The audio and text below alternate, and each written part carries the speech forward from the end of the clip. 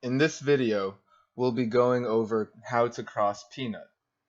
Crossing peanut is broken up into two main stages, emasculation and pollination.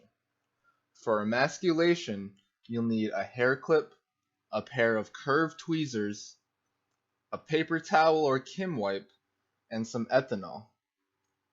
For pollination, you'll need a Sharpie, a pencil, a pair of flat end tweezers, a crossing tag, some wire, preferably with a tag, and some ethanol and a paper towel or Kim wipe as well.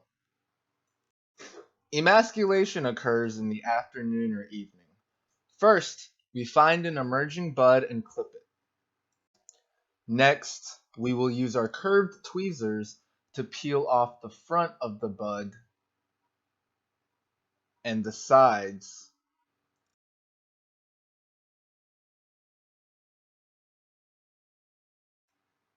Once the petals have been exposed, we will gently open up the outermost banner petals and push them back to expose the inner wing petals. We will peel the wing petals back and gently open the keel to expose the anthers inside. Anthers should be removed carefully while minimizing contact with the stigma. Finally, we will cover the stigma with the keel and close the petals.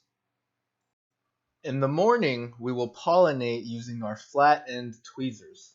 The tweezers are dipped into ethanol between each pollination in order to ensure there's no contamination.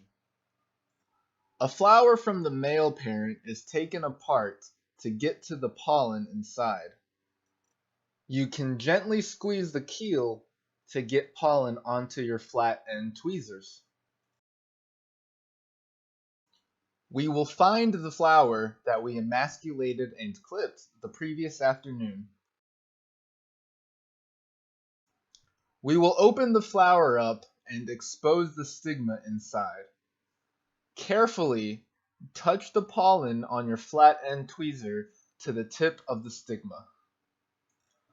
When we are done, we will cover the stigma with the keel and close the wing petals.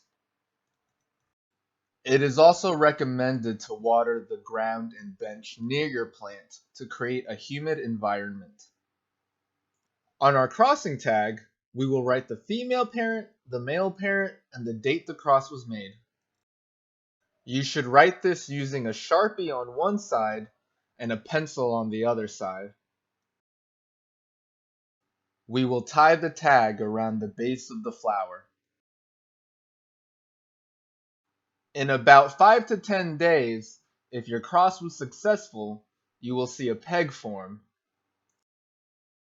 After a few days, the peg should be long enough to be marked using a wire.